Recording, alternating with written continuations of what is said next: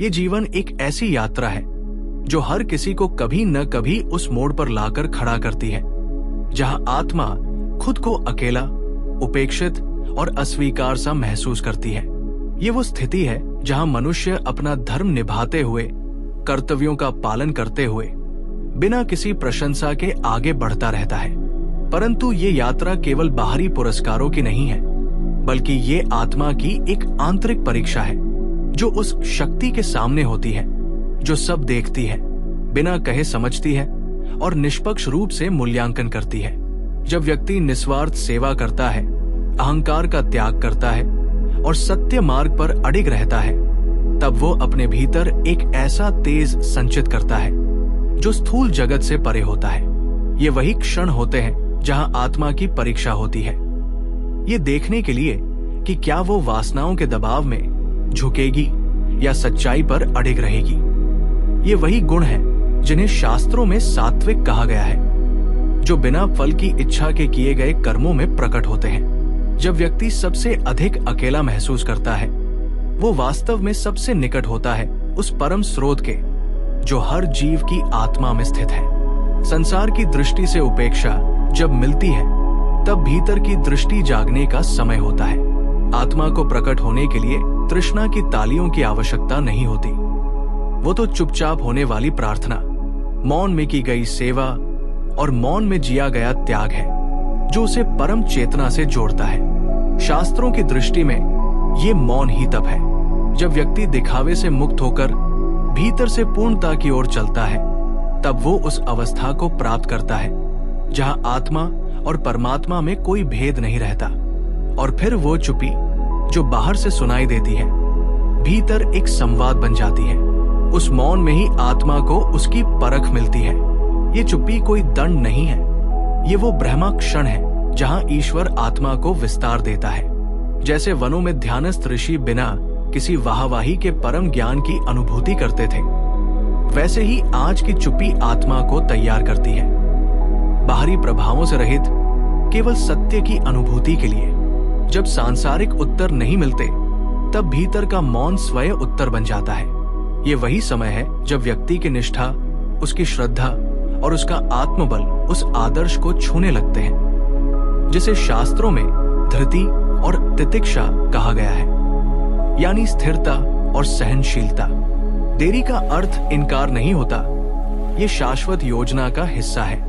वेदों के अनुसार हर घटना काल के चक्र में उचित समय पर घटित होती है। ये प्रतीक्षा स्वयं में तप है जो आत्मा को तपाकर स्वर्ण जैसा निर्मल बनाती है। शीघ्र प्राप्त वस्तुएं स्थायित्व नहीं देती, पर जो फल समय के साथ पके हैं वे अमृत समान होते हैं। जिस रूपांतरण की प्रक्रिया आप झेल रहे होते हैं, वो उसी गहराई से आ रही होती है जिसमें आत्मा का विस्तार होता है, जहां धैर्य ही श्रद्धा का प्रमाण बनता है। देरी में ब्रह्मा का संकेत छुपा होता है कि अभी आत्मा तैयार नहीं, पर तैयार की जा रही है, ताकि जब समय आए वो केवल सफल न हो बल्कि समर्थ हो।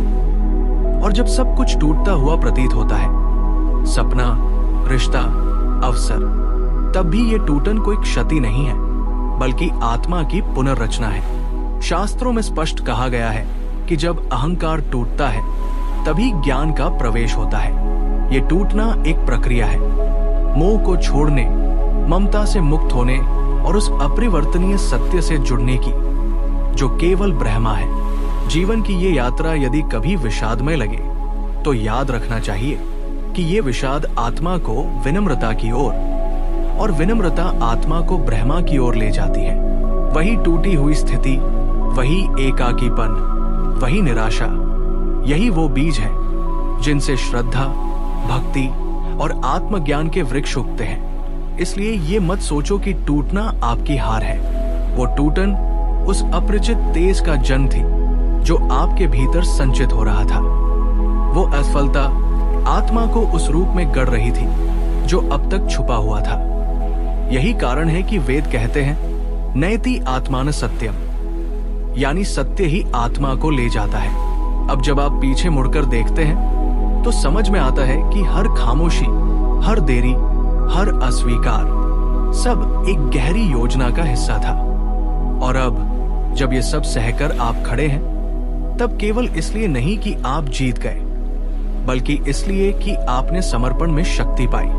अब ये यात्रा केवल आशीर्वाद की नहीं रही, ये जिम्मेदारी की है। अब जब आप तैयार हैं, तो ये केवल सफलता के लिए नहीं, बल्कि सेवा के लिए है। आत्मा को उस भूमिका में प्रवेश करना है जहां वह दूसरों की यात्रा में दीपक बन सके, ठीक उसी प्रकार जैसे ऋषि मुनियों ने अपने जीवन को तप और सेवा में अर्पित किया। अब आपके घाव आपकी गवाही है कि आप गिरे, टूटे, लेकिन रुके नहीं।